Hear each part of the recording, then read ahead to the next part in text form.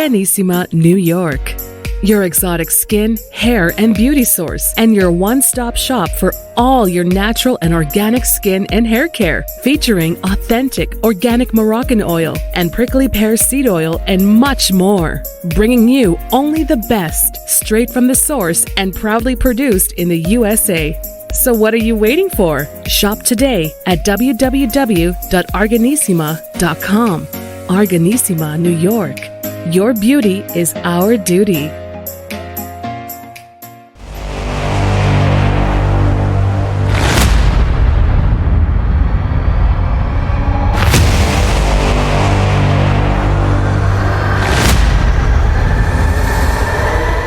Folks, welcome back to the iHealth channel, iHealth Radio, with your host, Hurricane H.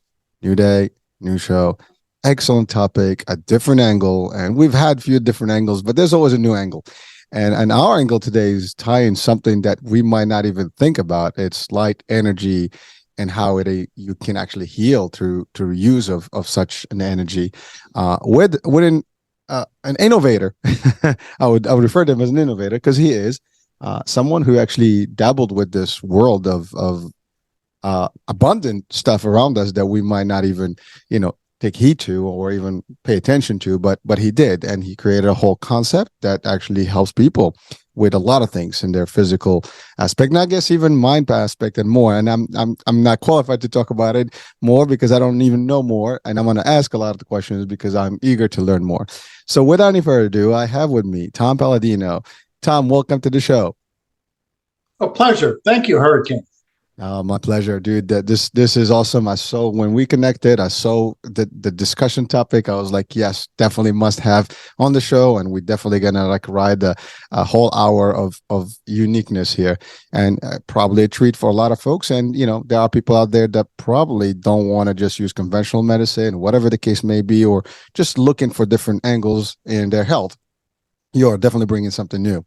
So without further ado, Tom, let's talk about your journey that got you into scalar, right? That's the scalar energy. Am I saying it right?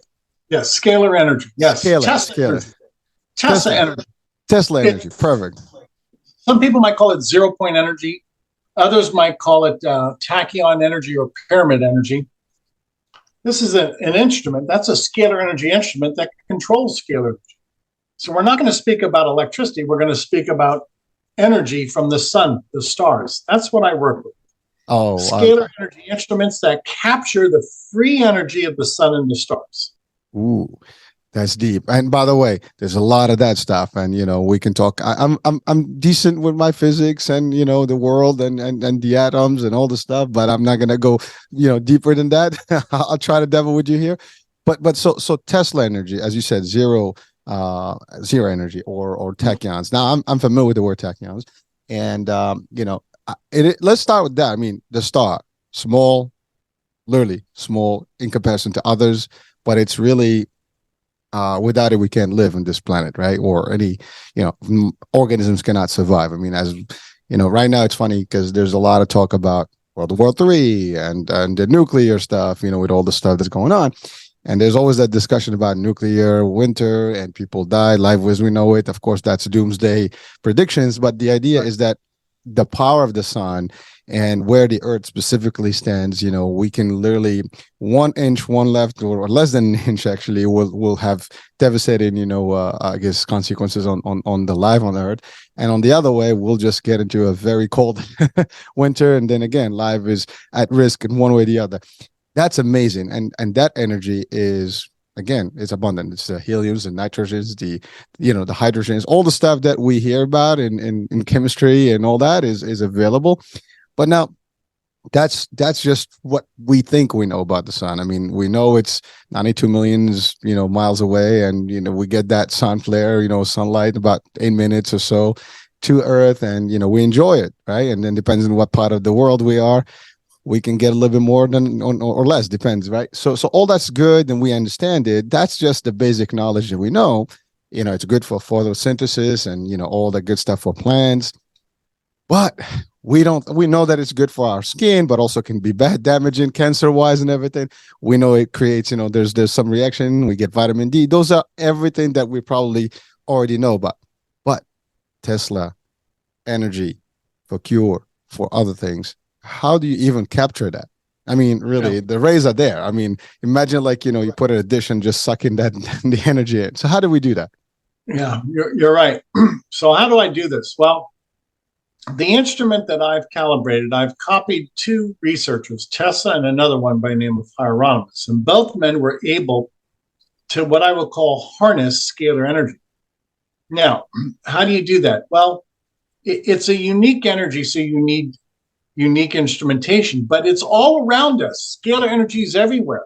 Mm-hmm. So my instruments can pick up the existing atmospheric energy and we can convert it. There's a lot of science here. We can convert it into scalar energy. Now, what have I observed? In my laboratory, or any laboratory for that matter, there's a great deal of electromagnetic energy. So my instrument takes electromagnetic energy, which is in abundance, and then reconverts that back into the initial energy, scalar energy. So I am able to access an electrical impulse, an electrical, if you will, charge, and convert it back into a double helix, which is a standing scalar wave. That goes to prove that scalar energy has a bidirectional character. You can take electricity, convert it into scalar and downgrade it into electricity. So with that knowledge and with that ability, now we're able to control both spectrums of energy, electromagnetic and scalar. And now we just have to delve into scalar energy and how can we manipulate, how can we control that energy? What can we do to benefit from that energy, scalar energy? And I have a few ideas that I'll share with the audience today. All right. Well, so Tom, I love that, but I want to just for our audience purposes, I mean, you're talking energy and physics and all the stuff. I mean, people probably going to wonder, like, what is Tom's background? I mean, how did you even get into this? I mean, you got to have some sort of a knowledge, about this, or maybe there's not. I don't know. So just a question that's probably going to be like lurking right now in everybody's mind. Okay. Well, you have to start off with the foundation. You have to have a significant understanding of science, or in this case, physics. I was in college for close to 20 years, and I studied. Now, that's not full time because I still had to work, but nonetheless, this has been a long journey on my part. And there's many things that I had to learn or relearn or learn from scratch. So really, I would caution people, if you want to get into this, you have to have a significant academic background. And ultimately, then you have to go this alone. All of my discoveries are groundbreaking. They're new. They're different. So you have to depend upon God. There came a time in my 30s that I said, well, I'm going to abandon any type of university study. I have to go this alone. From that point forward, I pursued this course of action, which is groundbreaking once again. And I have to rely upon God giving me wisdom. This has never been done before. So I'm happy to say I'm a pioneer. It's laborious, and you really have to be in it in the long run to learn this and to understand this. There's no shortcut. There's no shortcut. Well, thank you, Tom. And you touched on a couple of things. One is the fact that knowledge, right? You had to seek the knowledge and establish a good base and foundation to be able to do this. And the other one is you went on this on your own because it is kind of new. It's probably frowned upon or maybe not even acceptable to some realms because it's not, through the regular, system, right? If you want to call it that way. But then I love the idea you said, it is something from God, and you had to decide on that. And I mean, we do have a lot of faiths and beliefs, models, I guess, and they all have a similarity, and that is, if you do have a good belief, and everything kind of comes from that source, right? And it's a good start, and I think it's a lovely start because for anyone that has any type of belief, and again, I try to keep religion a little bit on a balance here because you have different audiences, but the fact is, most of the major, if not all, have the same, I guess, tenets, and the beliefs are the same, and the concept of that there is the power of the mighty, almighty, and there is some sort of a realm that we don't even understand sometimes, and there is that funnel of information that you get, and many people get that. Maybe not everybody does, but it happens, and we've heard stories, over the centuries where people get wake up and they have this voice, they have this energy, they have this something that they're being told to do, and they follow the call.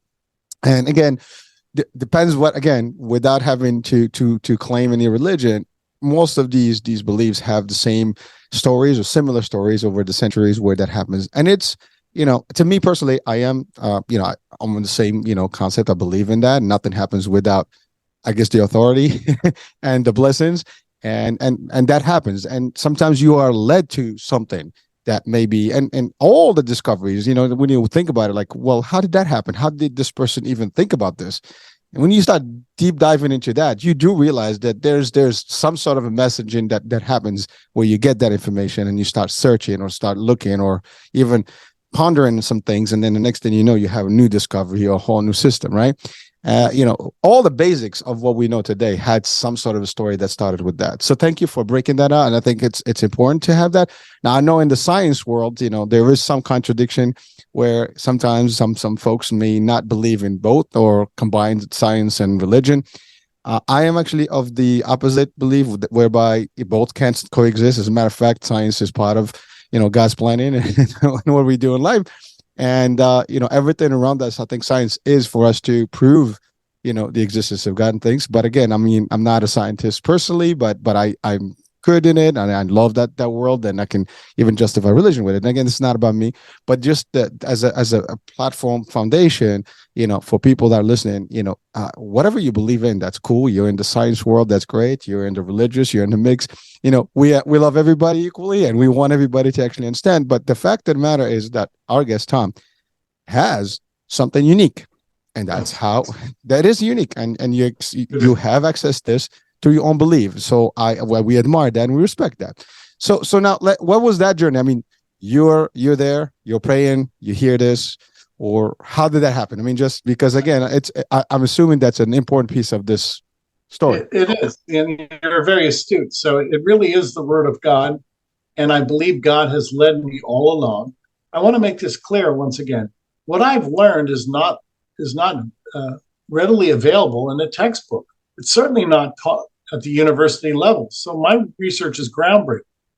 Now, I had the great benefit to meet a scientific family, the Hieronymus family, that was developing scalar energy instruments. I met them back in 93 and 94. And this family of researchers, Hieronymus, would actually sell me scalar energy instruments. So with that, if you will, that footing and that ability to purchase scalar energy instruments and to see their operation, that was a great benefit. I could advance my career leaps and bounds with what I learned from this family.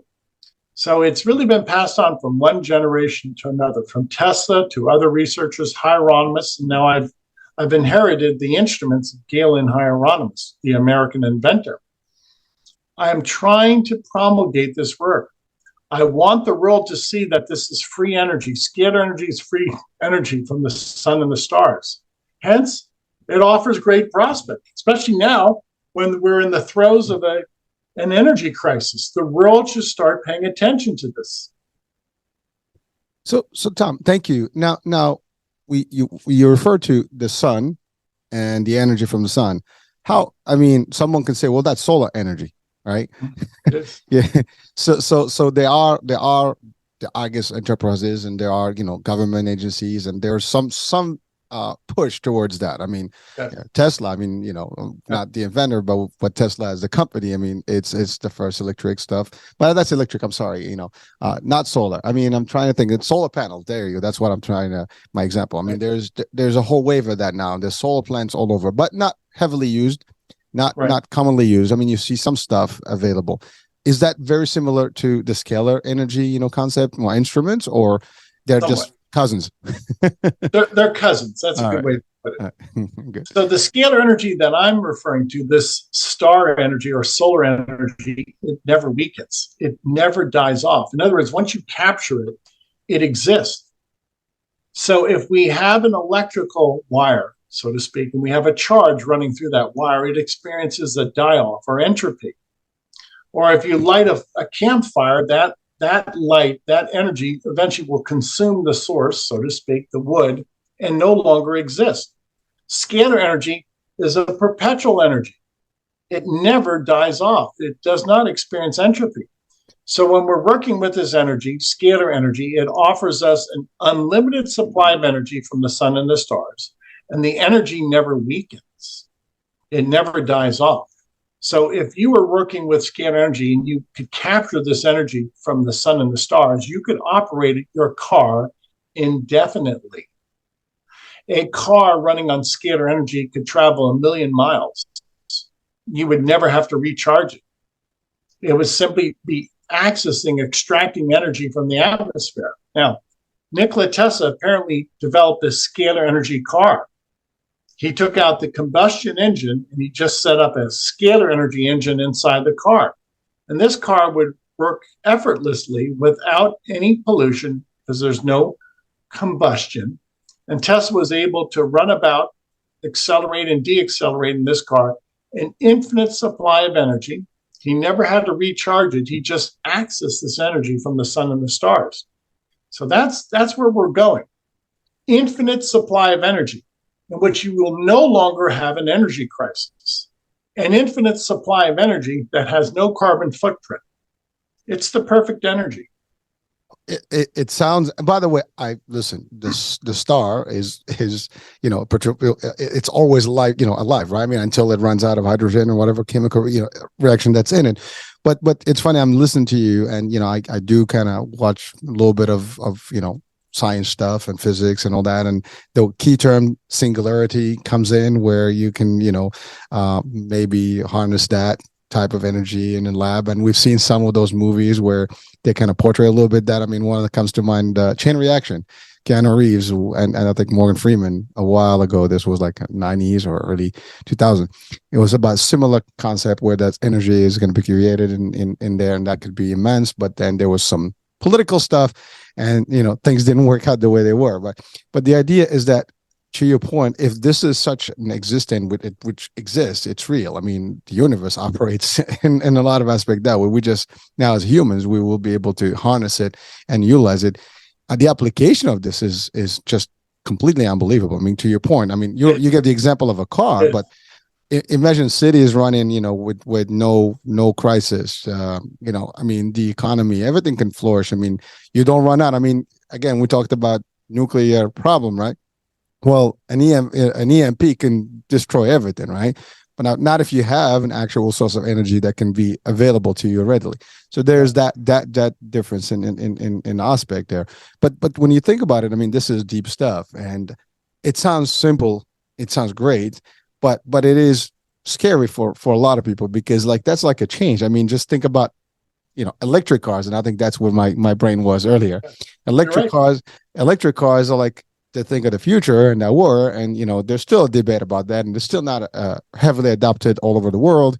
They're still kind of put back a little bit on the corner. Side operational piece is not really the thing. But imagine your thing comes into play now. I mean, you're competing against all these other industries, the carbon world, the which is basically and the gas, and then you have, the electric. The electric, I think they confuse in quickly because they can certainly see what the value is. I mean, because this is, to your point, it's going to help them, but everything else can be a little bit challenging. So that's just the application in terms of life, and I'm talking material world, right? But then when you think about physical life, and I know that you have a whole system about this, and we'll talk about it shortly. It is just when I hear it, I mean, it's like, whoo. This is something we want. Now, the question is, I know you're working on this. How far are you in terms of maybe making this a reality for us out there? If God gives me the wisdom, I'm going to say within the next 5 to 10 years. I'm getting very close. The next 5 to 10 years. Cool. That's in the scale of things, that's nothing. I mean, 5 years go off like nothing, right? Yeah. And I mean, even we're talking about electricity and all the stuff, we're thinking about maybe 10, 20 years before you get that. I mean, we all seen the movies and things when you have flying cars and you need some energy that cannot possibly blow up, Yes, exactly. This can make that happen. I mean, planes, don't have to worry about, fuel in the air, right? I mean, going to space now, I mean, all that stuff that they need. I mean, you have those big, panels, solar panels. I mean, you can have what do you call it? I guess, an engine that operates with scalar energy, and you're done. I mean, it's like the next thing, and then but this is going to be the thing of the future. So first of all, I do believe that it is happening. I do believe it exists. I do believe that you have the ability, and I do wish that I see it actually in, making a real entrance to the world and utilization. And that would be a great thing. And by the way, it would be an honor for me to even have this conversation, knowing that in a few years, you will be the one that is actually driving all this new, concept. By the way, there's nothing far-fetched about it. I mean, people introduce new technology all the time and new aspect. I mean, it is challenging. You might probably get some bumps on the road because you just, challenging the status quo. But so that, I mean, Elon Musk and Tesla and all these other, entities. But hey, listen, it's a new world, right? You gotta look at the future, and the future needs to have different from where we are. And we all know fossil fuels will eventually end up, they're not going to be there forever. Plus the damage that they do to the atmosphere and our health and everything else, not good at all. So you are really in the verge of changing the world, literally. I mean, that's how I would describe it. Yeah, let's just be blunt. It's a new energy. It's a new way of doing things. It far exceeds the ability of the existing electromagnetic spectrum, if you will, the grid system that we have now. I want to make this very clear. This has been done before. Nikola Tesla was able to take light bulbs. He planted those light bulbs in the ground. And at a distance, he was able to illuminate those light bulbs at a distance. Now, I can do that locally in my laboratory. If you can do a screen share, I can show you some of the photographs in which in my laboratory, I can illuminate light bulbs locally. Now, you got the ring. Okay, what does that mean to your audience? Well, if with a scalar energy instrument, I can illuminate a light bulb locally, then the day is coming that I should be able to do that at a distance. If you take a look at that light bulb, it's still in the factory packaging. Mm-hmm. That's a scalar energy instrument. You see the 2 Tesla coils in the background. Yeah. And the light is illuminated. So there's ambient energy. There's enough energy in that atmosphere to excite that fluorescent tube. That's not an electrical device. That's a scalar energy device. Can you see that clearly? Yeah, no, I see the 2 cylinders there, the Tesla, as you said, the towers. Yep. Yeah, and wow. So that's not even connected to them. It just being there. No, it's not connected. Now look carefully at the packaging. It's plastic packaging. The light bulb is still in the plastic packaging. Yep. Okay, so that's a demonstration of free energy in my laboratory, in which I can illuminate a light bulb locally. So this is the beginning of, if you will, this wireless transmission of energy in which we can illuminate a building at a distance without a substation, without a satellite, without electrical wires, without any conduit in your home or your factory. It's all done just like a cell phone. If you can have a cell phone call, a wireless cell phone call, then eventually we will have wireless energy to illuminate the world. All right, so a couple of things, for someone just like me. I mean, I see the towers right now, the Teslas, right? There's obviously some energy that's being formed. I understand that clearly, but that bulb was close enough. Now, someone would say, well, how big those towers need be before you can get a connection, further out. That's one. Then, go ahead. That's the next hurdle. So I have to amplify that energy. So let's call that 1x. Well, I'm developing techniques in which I can amplify that energy 1,000x or 1,000,000x. And if that's the case, then I can send that energy 1,000,000 miles away and illuminate an object 1,000,000 miles away. So this is tenable. You have to start somewhere. Where I've started is reality. I can illuminate objects locally. So again, with God's timing and God's wisdom, I should be able to illuminate objects halfway around the world. Well, thank you for clarifying. First of all, it's not far-fetched because, in order for us to have electricity in our homes, we do bring electricity supply to the house, right? To the homes. Same thing with your phone, everything. You have to connect certain things in your house to have the access. Well, similarly, you can have your own Teslas or unit, local unit that actually would help you for the house. So I'm talking just for a practical, household reason. But then to your point, for citywide, for more like, larger scale, Well, it can have, like we do have this electrical or electricity, what do you call them, hubs that are in different townships that actually produce the electricity and connect that. So you can have that same thing that cell towers. Now that's I can see that vision, just as be scaling up. Which, by the way, like everything else, and I love what you said. You got to start somewhere. It has to start. It's the idea. It's not even like you said. This is something that's been done. Now, someone can question, well, why didn't Tesla pursue it further? And we know there's politics behind that because there's all kind of different stories behind Tesla, and all what happened with electricity and all that. So, what would you say to that? Tesla did pursue it, but there were very nefarious forces, evil forces that blocked him. The very wealthy international bankers realized what Tesla was doing, that Tesla had free energy devices. And had that gone to market, then that would have upset the coal industry, the oil industry, that would have upset the copper manufacturing, would have upset the new and emerging AC electrical grid. It would have changed everything. Now, keep in mind, if something is free, then collapsing of the monopolies, collapsing of that existing military industrial complex follows. Now, if Tesla would have had his way and we would have had free energy, then society would look very different than what it does today. So, Tom, just similarly, now it's Tom, not Tesla. What are some of those hurdles? Do you assume that you'll have some similar resistance? Oh, sure. In many ways, the media is controlled by the Rockefellers, and so there's a smear campaign that they'll orchestrate against me. But you can't stop the hand of God, and you can't argue with the laws of science. My instruments abide by the laws of science. So if it's true, then I can prove that by the laws of science, which are immutable. So eventually the people with sound reasoning, they'll bring this forward. They'll realize that you cannot lie when it comes to light. Light does not deceive. Light energy is always true, is always valid. Well, energy is everything. I mean, we can get deeper. I mean, everything around us is energy. We are energy. We are the same as the stars. Some refer to us stardust. I would refer to us as we have the same quarks like everything else around the universe. So the energy, we emit energy ourselves, right? I mean, we're conductors, but also we have our own.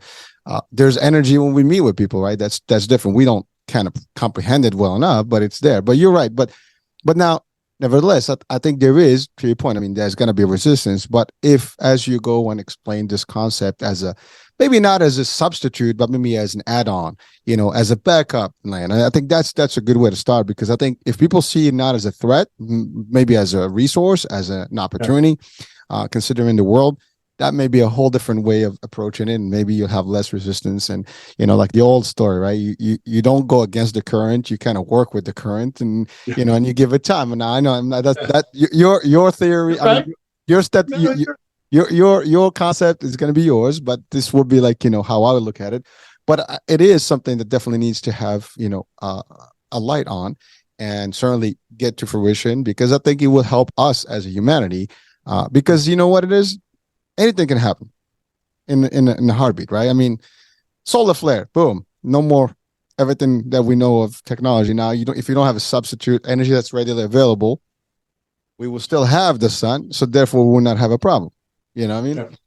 So that would be the challenge that we would have. So again, I congratulate you for even coming out and talking about it, because and taking the challenge, because I know it's not going to be easy, and I'm sure it hasn't been easy, but like every other pioneer in history and innovator, they always were faced with criticism and resistance, and they were even casted out from society and all the different things because of how they approach them. Specifically, when you have a unique approach, when you say God told me, that's gonna even change it more. Now, of course, you'll get a good following when people will fade, but you have a little bit of resistance. Unfortunately, those are not the people in control in general, so that's another story. But you'll have, so there is that. I mean, there is a risk, but it is worth the risk, I'm assuming, because you're bringing something new, like somebody that's solving a problem for all humanity. Yes, and that's a good field by itself. I mean. Somebody's got to do it. You're doing it, and so there's nothing wrong with that. Yes. You're right. That's the purpose of research. That's the purpose of my work. I solve problems. Okay, if we have a problem, let's go about and solve it. Let's define the problem and then find the solution.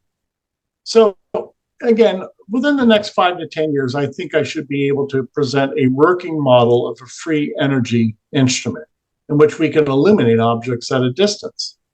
Presently, my work, I've been very successful in working with people with these scalar energy instruments, and I'm able to work with microorganisms, germs, and break apart those microorganisms. So that's one of the functions that I've developed. One of the benefits to be derived from scalar energy. So, Tom, before we get into that, I just wanted to talk about one thing that people also would ask. I mean, looking at towers, looking at energy being, I guess, propelled, in the world and exchange in the air. EMFs come to mind, right? That's the closest thing to kind of maybe give an analogy. I mean, they're real. We feel them, the phones, all the stuff, the Faraday cage, concept. We have to protect yourself, all those things. So that comes to mind. Do you see any? I mean, there is a risk with EMFs. Would there be any risk with your concept of scalar energy?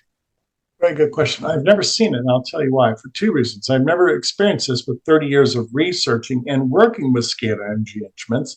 And then secondly, on account of the fact that the sun and the stars have been with us since the beginning of creation, nobody has died. Nobody has had any illness because of starlight. Not that I know of.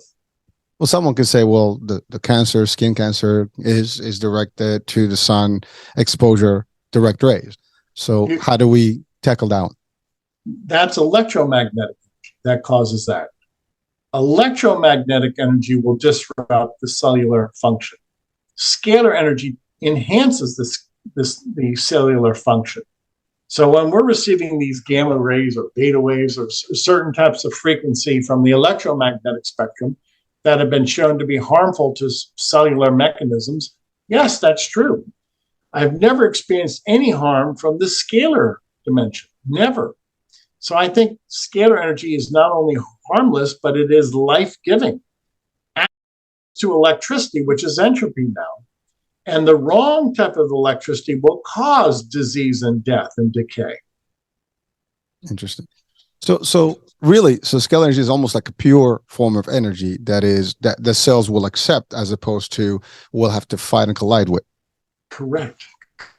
I firmly believe it's a divine character. Scalar energy is directly from God. It's divine in origin, and it cannot do harm. Love it. I can't debate that. If you believe in the divine, you can't challenge that. I mean, you have to believe in it and accept it. And again, I mean, one thing just for our audiences, as we're talking about this, whatever your views, your opinions, you're entitled to them, and that's a good thing. As a matter of fact, one of the best things that we have is the ability to have the contrast of ideology, and that's great. So again, just to caution everybody, so these are, the discussion we're having is about something that maybe not for everyone to understand, or maybe it's even taboo, maybe it's not even real. Doesn't matter how you look at it, whatever angle, but nevertheless, it exists, and it's definitely something that we can give attention to. I always say this: what's the harm into it, right? Let's look at it and take it to the end. You can always, to your point, science is great. You put it to the test. If it works, it works. You can't deny that, and that's the beauty about this. So, regardless of the source, how we believe in it, whether we believe in it blindly or not, the concept is that it's real and it's here and it's existing. It's been put to the test. We looked at a quick demo. Now, obviously, it's a quick demo. Maybe one day we can look at it from a whole thing. And by the way, I think in the website you have a lot of more stuff available, and you have also some videos. I think on YouTube as well. So there's more for the audiences to watch and stuff. Again, I'm only anticipating some of the folks that may have reactions to this. All reactions are welcome. And at the end of the day, it's actually sometimes the more you criticize, the more you want to criticize, the more you learn about something. And it's got an adverse effect. And guess what? You become a follower and a believer. So you never know how that plays. It's just amazing. Very good. I agree. I agree. We have to ask questions. I want people to ask questions. That's why I tell people, go to my website. Look at the 4,000 testimonies on my website. Then you decide. Yep. I, Sure. I'm with you, man. I'm with you, and I appreciate it. Now let's talk about. I think we've covered the harmful potential, if there is any. But now let's talk about, and certainly the next one will almost negate the harmfulness of this, because as we talk about how you can destroy bacteria and bad things, that just shows that it's good for the bad thing, against the bad things, and not bad for you. Because if it helps you to get rid of bad things, then this is positive for you. So let me start by saying, again, we're not working with electricity. When I work with these scalar energy instruments, I work with photographs of people. Now, follow me. We're having a conversation with Hurricane by way of a video. Obviously, you're not in my office. I'm not in your office. We can share, we can communicate, telephonically through video. Well, I communicate with people by way of their photograph. A scalar energy instrument will look at a person's photograph, understand what type of virus or bacterium is infecting that person, and through information will send information into that force field to destroy that virus or that bacterium. So I never work with people. This is not a biological process, it's an informational process in which a photograph of a person, my photograph, reports the viruses, the bacteria, the parasites that I have, and the instrument will go and find those viruses, bacteria, and parasites and destroy them. Oh, wow. Now you get into like almost teleportation and some other. Yes. Yes. No, that's a good point. See, people bilocate to my laboratory. So you do not leave your physical presence. You teleport, you bilocate to my laboratory. Very good. And how do you bilocate or teleport? Through the scalar realm. You can be in two places at once. So I never treat people in the flesh. I treat their bilocated or their teleported version. Yes, this is teleportation. Yes. I mean, this is the next best thing I would say, in teleportation, until we are able to literally, take the whole body and transport it, in molecular, at a atomic level, I would say, or subatomic level to transport. By the way, I do believe that teleportation is potential. They have tested it, I think, at the atom level. I mean, this is not fake. This is real science.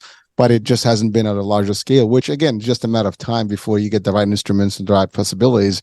And then Star Trek will become beam me up, Scotty will be real. Yeah. We'll be beaming up. Travel will be a lot easier. It will be easier because it becomes non-physical. In a scalar energy dimension, you lose your physical body, you become spirit. And because you become spirit, then you're no longer subject to gravity, or you're no longer subject to time and space. So teleportation is one of the functions, if you will, of being in a scalar energy environment. The cause of teleportation is a scalar energy dimension. And hence, you can only teleport in a scalar energy environment. You cannot teleport in an electromagnetic environment. Well, again, quantum physics is all about energy, and it's all about, and again, there's a lot of theory. Well, not theories, they're kind of proven to a degree that you have the time and space and all the stuff, all these constructs are kind of like happen at the same time, past, future, present, all of it is happening. And this in the world of science, it's clear.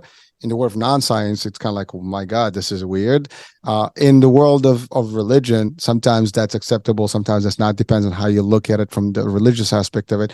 So there's still a lot of ambiguity around it, or at least, doubt and not so clear aspects. It's not something that but if you look at 50 years ago, what we're able to do right now, to your point, we are talking, literally, if we had the meta right now, you'll be sitting in front of me, I'll be sitting with you in the same, room. In the holograms now, that there are some advanced holograms where you can actually project people in a holographic, mode as opposed to in real mode. So it's getting there, just a matter of getting to that point where you can physically kind of move from one location to the other one without actually physically moving and just kind of beam up to the other side. Now, it sounds like Star Trek-y. It sounds like, space world here. It sounds like, it's fictitious, but science is rooted in sci-fi actually is rooted in a lot of science. And if you look at stories on the history of sci-fi, many things we saw 40 years ago, ideas that people thought about, they're real today. it's like you're like, wow, this is what they thought about. I mean, you have a little earpiece right now and you can talk into it. Who would have known? I mean, the phones were like big. I mean, you can have an implant and be able to discuss with people without having to have a device with you. I mean, there's so many things that are even advanced that we don't even know. I mean, some of it is public, some of it is probably still tech that is available in militaries and stuff like that. So, but the technologies are there, and and we move in a speed of light when it comes to these things. I mean, it's moving rapidly. Our discussion today proves that as well, that there is more to this. But now, so I wanted to, again, for the skeptics, because I mean, you're talking about, I'm going to look at you and you're going to tell me what you have, and I'm going to be able to send you some stuff. If you believe in energy, if you believe in that world, I mean, you would probably understand it more. Not everybody does, unfortunately, but the fact is that remains, something that people probably question. Or at least you'll have a small percentage of people that would accept it. A lot more will be like, what are you talking about, right? Now, you have demonstrated testimonials, as you said. So what are some of the things that you've kind of treated, or at least you have somebody, for example, goes to a doctor, here's my diagnosis, this is bad, and then they use your, scalar energy concept, and then a month later or a day later, poof, it's gone. I mean, do we have any of those that we can claim to the audiences as they watch and listen right now? We do when it comes down to a microorganism, a microbe. Okay. The way I've calibrated these instruments and the fact that it's so easy to identify, you have to identify a problem. It's so easy to identify a microbe by way of its photograph. I can identify the problem. This is the herpes virus. And if I use this photograph in conjunction with my instrument will find, detect, seek out, and destroy the herpes virus in a person. So the fact that I can identify a virus by way of its photograph allows me to not only define the problem, but to solve the problem through this force field, through that holographic signature on a photograph. So my claim now is that as long as I have a photograph of a microorganism, I can destroy it. And I mean that quite literally. So that's the advance that I've made. Well, so now I'm going to talk about the C world. I mean, cancer, or even the C word can be also corona. So, corona has been, more of a recent, but that's a little bit, but either way. So we all seen the pictures of the coronavirus. We all see like cancer cells, in imagery. If someone literally sends you that, would you be able to actually determine and do it? Is it the same, as microscopic? It's not the same. I cannot arrest. I cannot in any way alter the cancer cell. I wish I could. I'm working on that technique now. But I can, any type of virus, provided I have a photograph of that virus, including COVID-19, I can disassemble the molecular bonds of any virus. So we're getting there. It's a stepping stone. And if I can perfect this as I have with microorganisms, then there should be some technique for me to perfect so that I can recreate or reprogram the human DNA or what I would call the mutated cell. Cancer is some type of mutation. I have to correct that with scalar energy. If I can do that, then I can move forward. Well, that would be the next evolution, if anything, right? I mean, again, you are microscopic, but to your point, I mean, if you can get to the microscopic version of as it starts, or the genetic piece where it's just beginning, you probably can use the same, ideology or the same formula. But again, we're talking about something that most people would probably think you guys are talking just crap, and I'm just saying, because I always try to anticipate what people's reaction will be, so I'm just usually ahead of the game.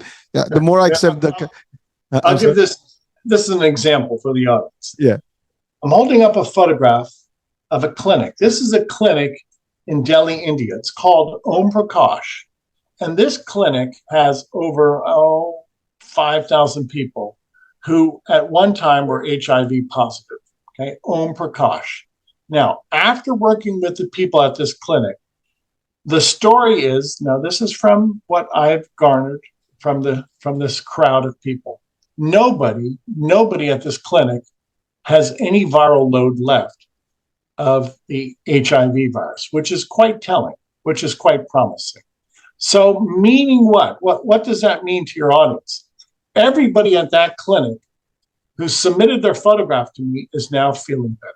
Everybody. The gentleman in the very center, that gentleman in an orange shirt, his name is Sahil. I treated his photograph in 2017. He was positive with HIV for about 13 years, approximately 13 years. After I treated his photograph, Sahil, the founder of this group, he's never had a viral load since. And so he now has introduced this technique, this quantum healing, to his entire group. We've worked with over 5,000 people at the HIV clinic, Om Prakash in Delhi, India. And in so doing, after our sessions, people, they all say that they feel better. And not one person has a viral load after we've worked with them, not one. So I'll let the evidence stand on its own merit.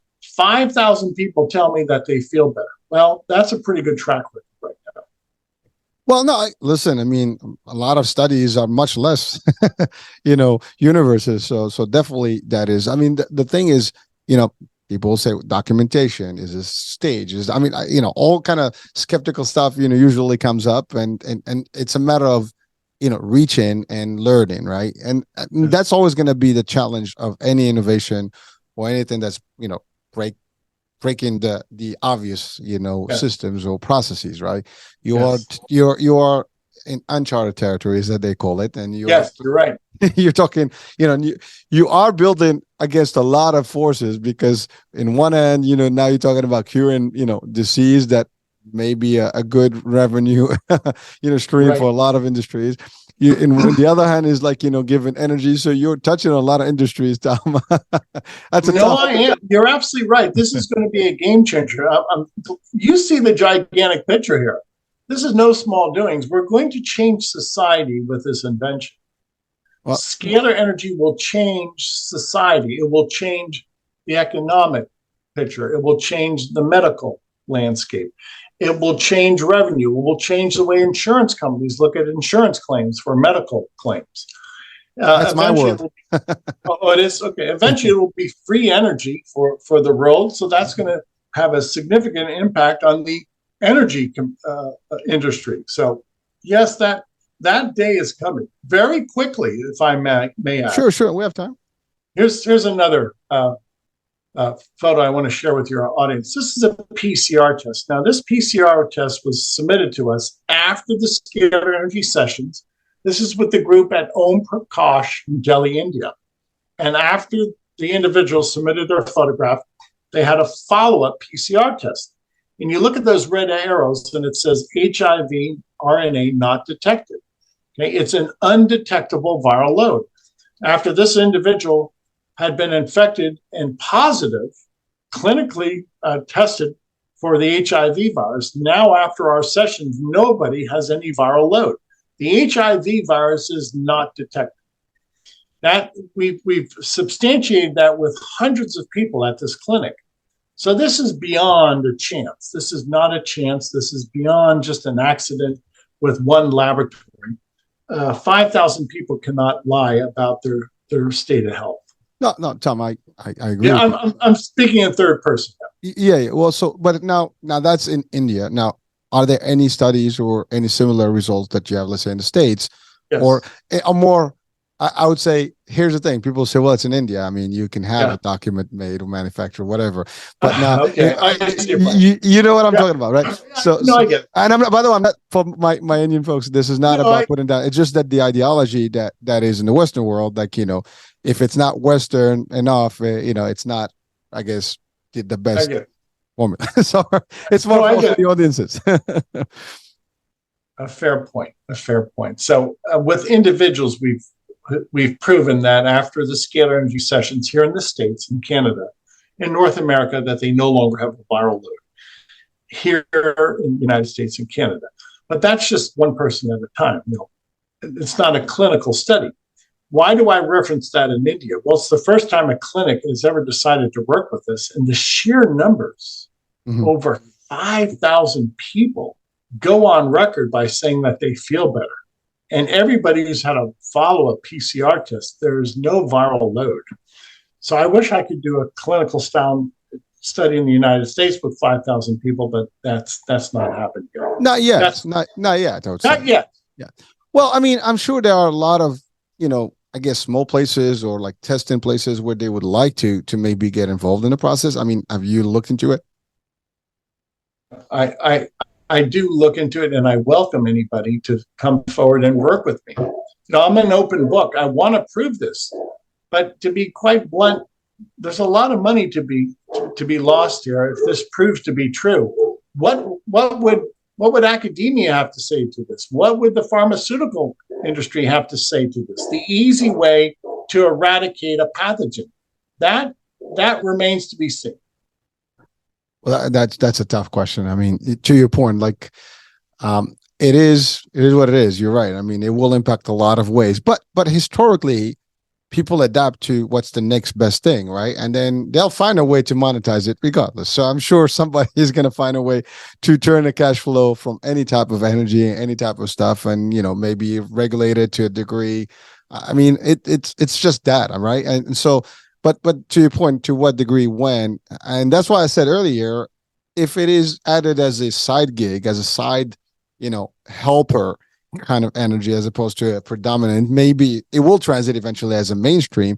But if you use that angle, I think that's a better way of getting into it, because you'll get more, I guess, buy-in, and at least that's just my theory.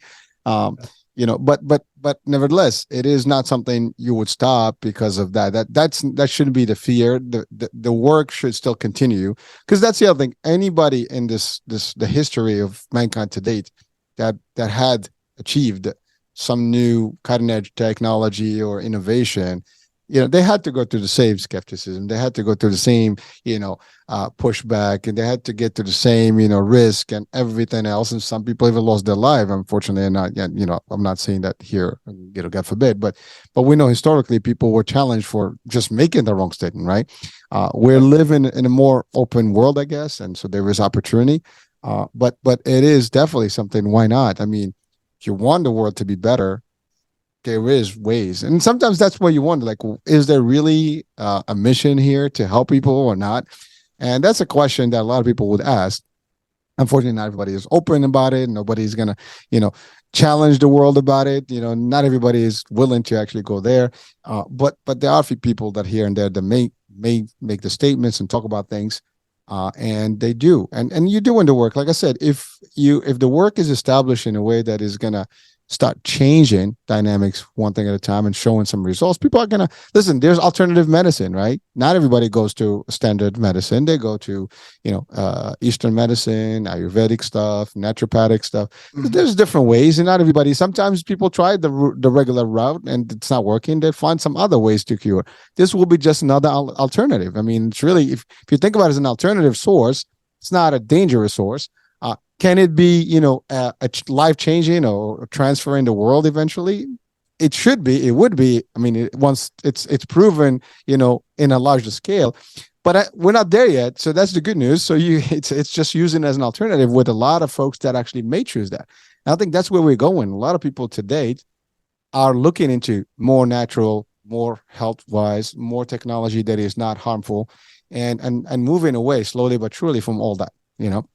So you're in a good time. This is a good time. I believe so. It's a time of opportunity. That's the way I look at it. Thank you. Yep. Yeah.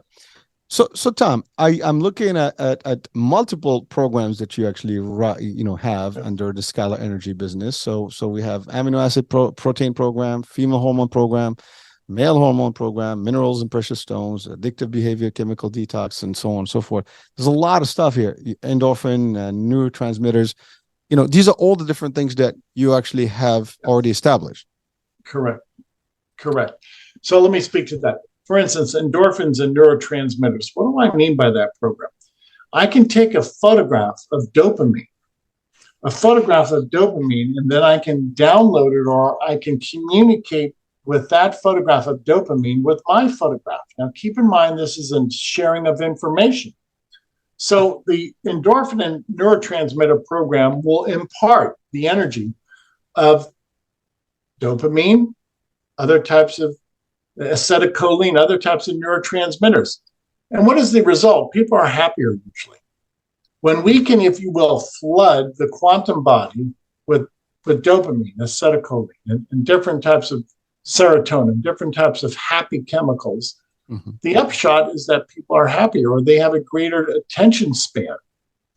And again, it's another application of scalar energy, taking this energy and assembling an endorphin. That's what I do with this energy. It allows me to actually take the existing elements and rearrange those elements into dopamine. So the body, the quantum body, becomes a dopamine factory. Wow. Well, so a question. I mean, now you refer to all this being done through a photo, but what would it be if someone actually wants to physically be there? I think the result would be identical. And the reason I say that, because there's no space or time with scalar energy, whether you're 1,000 miles away or whether you're right in my instrument. When I've worked with my instrument, the effect is the same as when somebody is working on me through my photograph. So distance does not matter. Again, in the quantum field, everything is interconnected. So there is no time and distance in a quantum field. All right, that even makes it more attractive. I don't have to travel. I don't have to go anywhere. You don't. I'm just. Exactly. I receive collages like this all day long from people around the world. Today, I received a collage from Africa, probably 500 people on one collage. That's typical. In my laboratory today, I work with 500,000 photographs of people. I work with 500,000 people by way of photographs today. And they all have different conditions. They all have different, problems. And but it's all in the cellular level. It's all at, but you do have some diagnoses for them, of course, right? So you know what they have physically. I don't want to diagnose, and that gets into the medical realm. So I don't consider myself a medical professional. I let the energy heal. I let God's energy heal. If I just keep it simple. No. What I meant is when they send you the collage of the photos, I mean, you do need, or they identify what their issues are. Usually not, because my programs are standardized. Got it. And I can guarantee the standardized approach. I can't guarantee, there's over 40,000 chronic diseases, so I can guarantee my approach. So irrelevant, just the photo and whatever they have will be, the energy will seek it. Yes. Just send in your photograph. Because it's a new science. This is not medical science. You have to make that distinction. A lot of people say, well, can you identify this? Well, medically, you can with the biology of a person. Now, have you ever sent your photograph to a dentist? No. This is a new science. Mm-hmm. Well, again, to your point, if you're talking about energy and quantums and cellular level, everything is, again, going back to that subatomic level, we all have the same thing, right? And that energy is free flowing. I mean, I do have a different approach to this world that we live in, and we basically live through a projection, and I refer to it as the avatar. So I mean, that's just my way of looking at it. I mean, I understand it. If you're spiritual, you would know that we all refer to the soul as a spiritual being, or like the higher being, or our like who we are. So there's that, and then there is the ghost in the machine that we've heard in from the Greek mythology, right? There's someone running this, but what is that? What is that being? That's the energy, right? That's the source from God, and so there's that concept. So there's different ways to look at it, and when you get deeper to this, it gets a little lost, and most people will not comprehend what that comes from. But the idea is that from just the simple physics that we all can relate to, we all have the same basic elements: electrons, protons, right? Nucleus, this, that, the other, quarks. Those are the elements of every cell, and therefore those are not attached to a physical world, specifically. As a matter of fact, there is no. It's funny. It's like I was reading something about physics, and I even stated this in just a recent show. The world that as we know it, the material world as we know it, we think it's physical material. But when you look at physics and everything is electrons or protons floating around, there's magnitude of space and very small element to the matter itself. So it's really not materialistic. It's more space and empty. Exactly. You look at the universe, most of it is non-physical. Most of it is information, energy. very small percentage of the universe is actually mass, an electron or a proton or a neutron for that matter. So what does that mean? Well, the way God designed the universe, it's an informational universe. I call it the caboose. The very end of the train is matter. Wow. All right. So what's the next big thing for Tom? I mean, where we at right now? I mean, what is the next stage in terms of, I guess, making your lab, much larger scale and maybe having a lot more approach to it and people utilizing the services?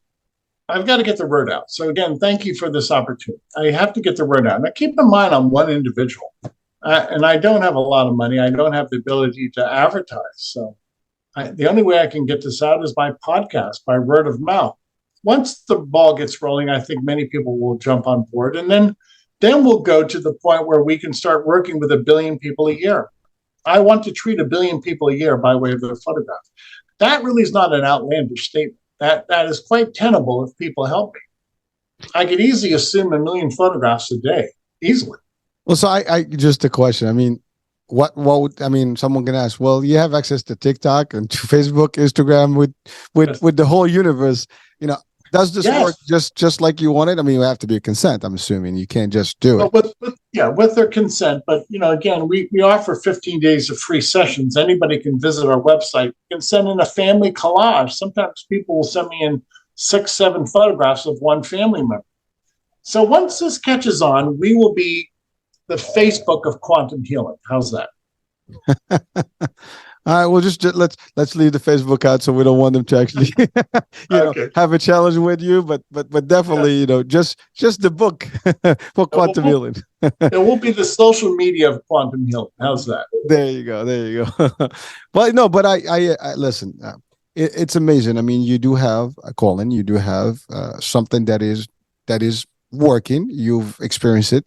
Now, are you doing demos? Literally, live demos or videos where you can literally turn things away, maybe if you put it, because I think that will change also the dynamics for people if they see it in real action. Like here's that bulb that you showed us right now. I mean, imagine if we did that in real time. I mean, people will probably have a whole different approach to it. I mean, they'll be more open, I guess. I'm just curious. I've done that before, and it does catch on, but sadly, my reach is only maybe with 500 or 1,000 people at a time. If I could show that demonstration to 1 million people, it would catch on overnight. So to answer your question, I have shown videos of the illumination of light bulbs and other anomalies in my laboratory. That's one of the pathways that I want to proceed by way of introduction to this groundbreaking research. And it's one day at a time. Right now, we're still at one day at a time.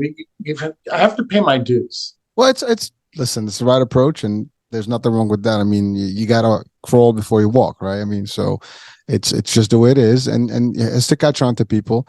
But again, people are hungry for new stuff, for new ways, for alternative means to cure or just to live, a better life. I mean, in a storm, whatever, you wouldn't have to worry about, floods and stuff because all your systems will be operational. I mean, there's a lot of good utilization that can be, from your practice here, there's 2 levels. There's the level of the medical piece of it, which can be challenging, but which will be very nice if you don't have any resistance. The other one is really from utilizing the actual concept of scalar energy in technology.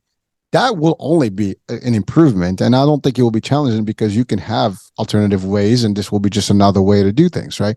So I think you have probably a better shot there in terms of access, and getting movement faster than on the medical side, just because one is a lot more tangible than the other one in terms of the realm of how people can see it. And that's just my opinion, again, for what it's worth. Thank you for seeing the big picture once again, Hurricane. Thank you for seeing that this is easy. There's no barrier to entry. Many industries, many technologies, it's cumbersome. There's nothing difficult about uploading a photograph. All people need to do is email us a photograph. So I can see how in the future we're going to take off. We're going to spread like wildfire. I'm gonna go out of the limb here. Listen, some people may have good feel about Elon Musk, some people may not, and I'm not judging. I'm typically a good fan of his approach to the world and how he does. Have you reached out to him? I mean, seriously. I mean, he wants to go to Mars. Elon Musk. Huh? No, I've not. Dude, No. I'm telling you, I have no. just I have put no a connection. tweet for him. He is that kind of open. I think that he is. He is open to going to Mars. I mean, imagine what your technology can do. He has the means. He needs alternative. I mean, you'll get access to it through him faster than anybody else. Maybe, I don't know. I'm No, just. that's if You he's think serious. big. If Elon Musk is serious minded, then I'll work with him. I'll work with anybody. I'm an open book. But really, he wants to. I mean, he's obviously in SpaceX. He wants to go to Mars. I mean, the only way to go to Mars is you have.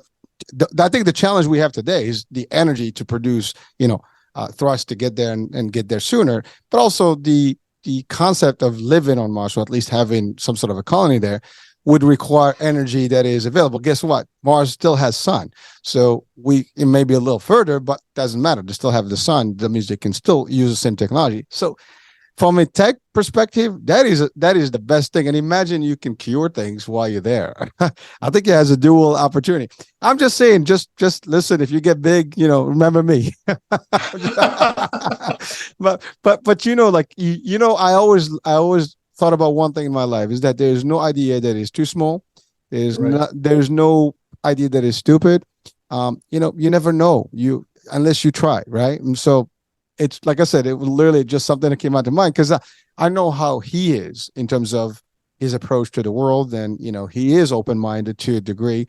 Now, I don't know how he will navigate, the challenges, but if it's used for that specific purpose, because again, I know from science there is discussions about singularities and testing it out, and time travel, all the stuff, wormholes, and all this stuff is not it's not fiction, it's science, and there's studies about these things that are happening. This is not any different. It's just an added variation of it, and someone can use that if it's already ready to make, ready to roll. You have the actual prototype. Now you just needed to get to the next level. Well, with enough money and back in the right space, literally, I mean, no pun intended, it would work better to imagine people traveling and testing it out, going back to the moon. I don't know. Again, for people watching or listening, I know there are some people that say we've never been to the moon. I'm not judging. I'm not giving my opinion about it, whether we did or not. It's irrelevant. But the fact is, there is that realm. Is it worth it for us to go to space? That's a question that we can talk about another day. Maybe a lot of the technology we use today is used prior because they do actually do a lot of stuff in NASA and military and things. And we get that GPS. The fact that we have GPS and we can roll around right now with Google stuff and Google Maps is something that somebody thought about 50 years ago. All right, technology. So the technology that's used for space, the technology that's used for space exploration has been actually a key of our progress on Earth and households. So you never know. So all I'm saying is that it's an opportunity. Why not? Listen, today Tom is still looking for opportunity, but tomorrow maybe, I'm telling you, dude, literally, you look at Elon Musk and tweet back to him, message him. Maybe he'll see it. The key in transportation in the future is anti-gravity. Scalar energy is the cause of gravity. So you'll have to negate gravity, and in so doing, you can travel anywhere without any consumption of fuel. So a source of fuel is passé. No, That's I agree. what I'm trying. Yeah. I get it. Well, listen. I mean, if we can have wormholes and wormholes rather and be able to do that, we can do that, right? But we're not there yet. But this is like the alternative, right? Instead of doing a fuel, you need these boosters to boost you up, and 6 months before you get to, let's say, to Mars, you got an actual cell that is running, that is not going to stop for thousands of years. Well, I'm sure it will take you back and forth. So again, you still have to go through the fabric of space and and all that stuff. But the idea is that it will be faster, or at least you don't have to worry about that explosive energy. Now, is there a risk of explosion? I don't know. I mean, I'm not a physician, so I can't. Physicist, not physician, physicist. So I'm not sure what that is. But again, there are people that are specialize in this. I mean, you and plenty more. And again, when you get to that world, that whole discussion becomes different. All I'm saying, it's an opportunity. So that's it. Thank you. You're really expansive. I like the way you think. you see, the fact that we have 1x today, we have a functioning scalar energy model. And if we just, again, extrapolate and work upon that, and what that means in the future, where we're going to be in 5 years, in 10 years. So this is doable. Why is it tenable? Well, we've already accomplished it at a miniature level, not on a global level, but at a local miniature level. Yes, we've done so. You and I are talking right now, but we are actually the fruit of one cell. Well, I would say, the first human cell, right? That's formed, and then mitosis, and all this stuff happens, and then boom, boom, boom, and we're talking live, right? So it's one little thing, and then the rest is history. You got a prototype, you got something that works. Why not? To your point, next scale, big. I mean, even look at the computers. They started with like a full room to have one computer. Now we carry them in our pockets, right? So yes. Everything starts somewhere at whatever scale that it requires, and then it just changes over time with adaptation and the right minds behind it. You never know who those people are. But again, you got to be you're out there, you're vocal about it, you're sharing the wealth, and I'm sure somebody's going to feed into it. Somebody's going to see the value. Again, I cannot believe that I'm the only one who's seeing the big picture, because I'm not that smart, but there are smarter people that I'm sure they can see. You're a smart man. You get the big picture. You have quite a scientific mind, and you see, you can extrapolate. So, some people, they can't abstract. They're not, that's not their gift. No, but that's fine. But I'm saying that I'm sure there's plenty more, if anything, that can see it even clearer than I do, right? But those are the ones that need to see it. It's like everything else, right? All it takes is one person to really see the value of what you're doing.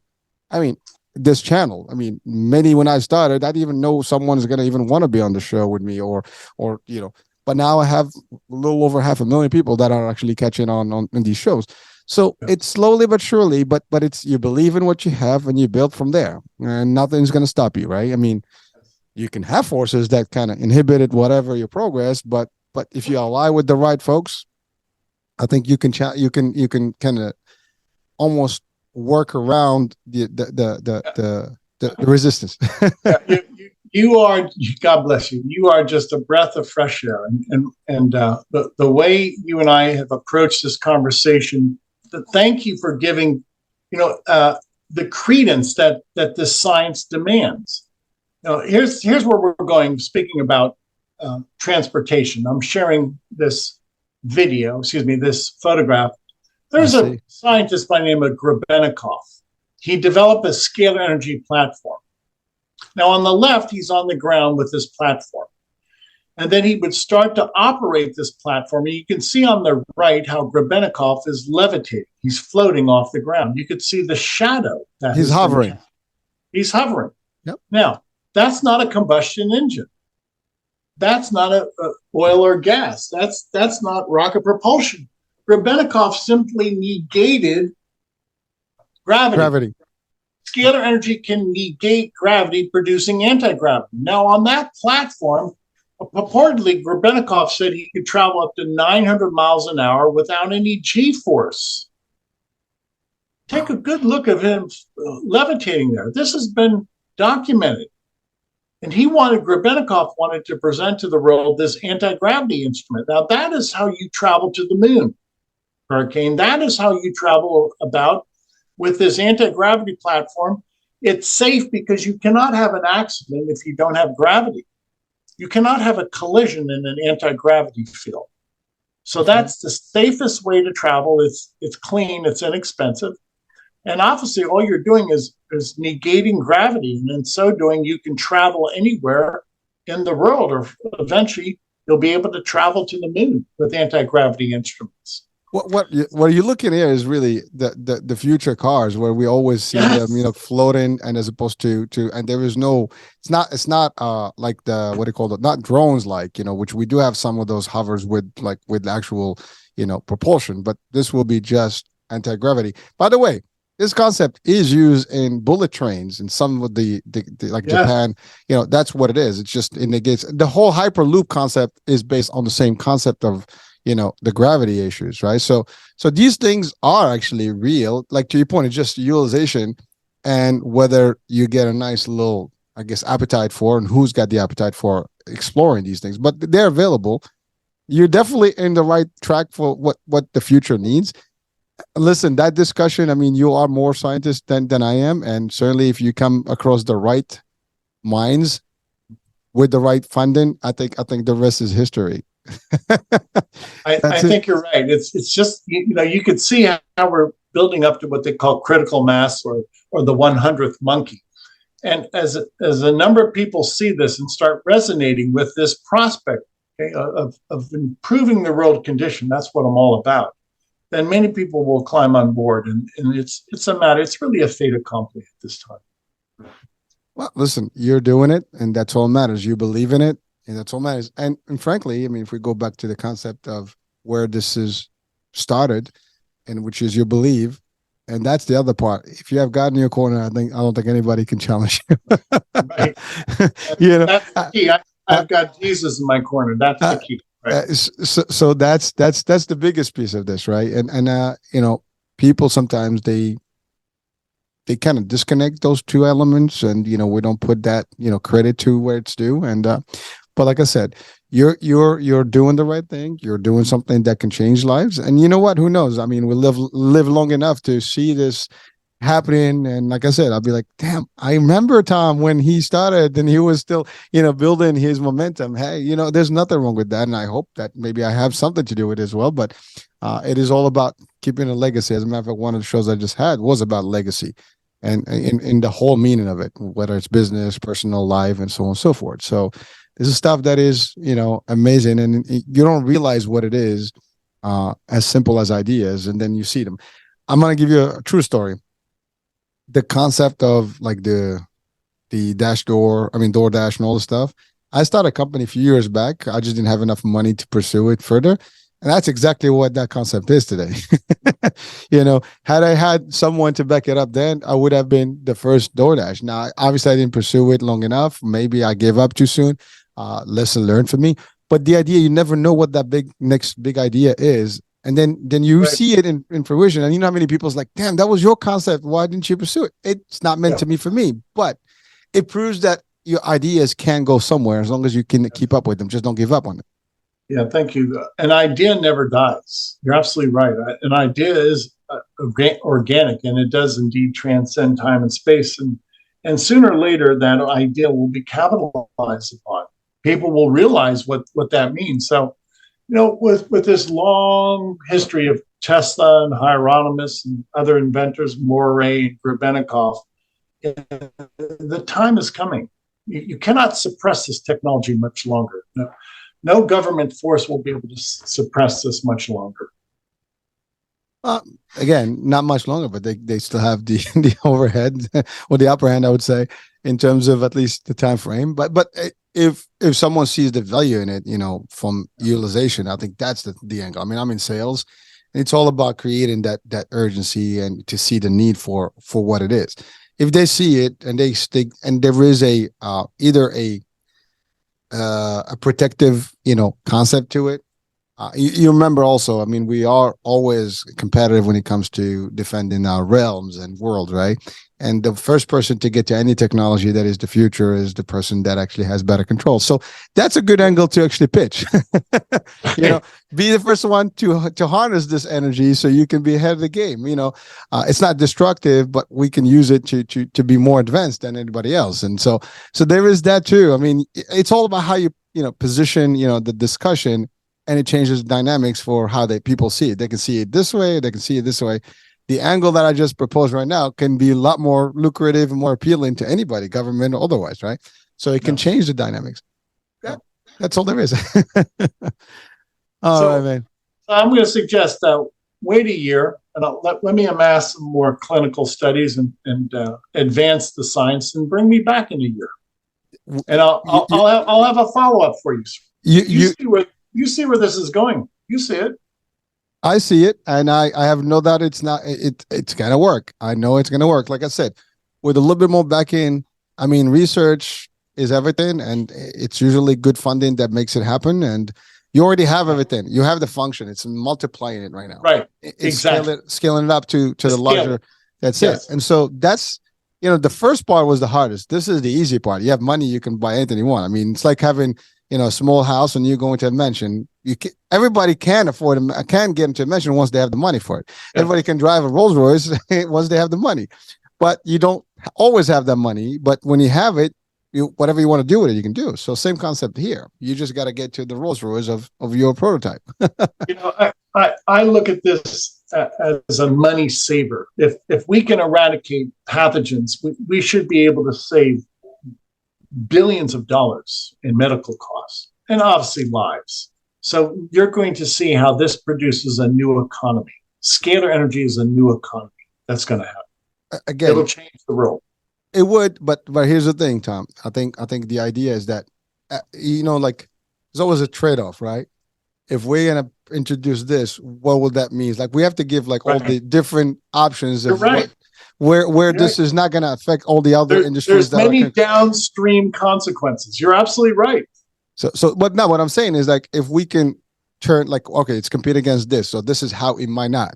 It's compete against that. This is how it might not. So we give alternative ways where people can see it as a positive, not a negative. Then you take all that resistance out, and then now you have all the support you want. See, they just have to see it for what it's worth, and then for like cup half full as opposed to cup half empty. And so if you can show people what it can do, and economically speaking, it can just still. Listen, the world is about money, unfortunately. So if we can show that this technology is going to still produce enough revenue to all these entities, then there is no problem. You can convert any energy to the next day because they're going to see that they're going to make money out of it. They can charge for it, right? You're right. And I envision a new industry. Now, 100 years ago, there was no computer industry, obviously. That's right. Now, you and I are having a conversation through a computer. Obviously, computers are indispensable to society. So this will go the way of the computer. We'll start small, so to speak, but the world will realize the benefit of scalar energy. And eventually, this will be a gigantic industry, a new and emerging science that will change the course of history. Hey, listen, I'm happy just to be part of that piece of the history where I just had to see the value of it. And that's good enough for me. I'll take that, as a good part of my check, like I was there when it was, preconceived and just in its early infancies. And that's a beautiful feeling itself. So, me just sitting on this side, I feel good about it. You are the head behind it and the brain behind it. I mean, I can just imagine where you're, and by the way, I do believe in where you think, because that's how I think about my world here in my media company. So same concept, just the idea of like, you can see what it is in a few years. And many people may not even believe in it because they just don't have the same vision. And unfortunately, the good news is I personally don't care how, some may not see it, but I do know, and I'll do whatever it takes to get it to where it needs to be. And I know you're going to do exactly the same. And there will be people that will see the value. All right, Tom. So I know that you do have a special for our audiences. In order to prove my work, I want people to send in their photograph. You prove it to yourself. So you're going to email us your photograph. Once again, scalarlight.com, SCALAR, scalarlight.com. Send your photograph in. We will balance your chakras. We'll identify those microbes and eliminate those microbes. And we can also create nutrients. So you, the audience, take me up on this offer. There's no obligation. Scalarlight.com. Visit the website. You upload your photograph. Then you tell us how you feel. That's it. You can't beat that. I mean, you upload. We upload results. I'm a researcher. Researchers believe in results. I won't be long-winded. Why be long-winded? Yes or no? Will this work? But I love it because you know what? I mean, we upload pictures voluntarily to all social media any moment. We Snapchat like 10,000 times a day, right? So let's just Snapchat one and send it up to the site. Again, you never know, folks. Like I said, I have not tested it, but certainly it's an opportunity to see what it is. I think the worst case, nothing happens to me. But the good news is it happens to me and I feel better. Why not? I mean, if I tell you right now, there's a nice little drink that if you took this drink, you're going to feel good for the next day, not even the next life. Would you not take it? I would, right? And I think everybody would. So that's all I see. That's how I see it personally. So you will get my picture. Okay, please do so. And again, I thank you for being open to this hurricane. You see the gigantic prospect here. Again, when you're working with energy, energy is dependable. And that's what I've developed with this energy. This energy can perform functions, scientific functions. So join me in this journey. Okay, this is not my opinion. Energy follows the laws of science, and indeed, these instruments will produce great benefit to mankind. That's all there is. I think that's a good advice for people. And we're exceeded the hour, way exceeded the hour, but it was all intriguing and it was an interesting, discussion. It's really different from your typical shows. If you're watching and listening right now, you're probably like, whoa, this is a whole next level stuff. But you know what? Next level has to happen. And sometimes we have to just, again, scale up ourselves and get to the next realm. And it's called evolution, whatever you want to call it. But, it's as a matter of fact, our motto at the channel is time to evolve. This is evolution. Yeah. So we evolve into the next realm or the next level understanding of our world. So I'm going to shut up because I could talk for another hour easy. So Tom, it's been real. Thank you so much for being with us, for sharing your world. I mean, this is your baby, your world and your dream, and it is coming true. So we will look forward to that a year from now to actually do it. So what's today? March 12, 13, somewhere? Yeah. 14. 14. So yeah, so maybe next year about the same time we'll have a follow-up and let's see where we are with this. And I'm sure by then things will be much better and much bigger. So looking forward to it. Folks, thank you for being you're welcome. Folks, thank you for being with us, for watching, for listening, and hope you enjoyed this. And do take Tom's offer. You're not going to lose anything. Of course, if you believe if you're you don't want to share your picture, obviously, we're not enforcing this or forcing on anyone. It is a no obligation concept, but two things. I mean, sometimes we're testing stuff, and that's all there is. Seeing is believing. We'll be talking soon. New day, new show, new topic. I'm Hurricane H. Bye for now.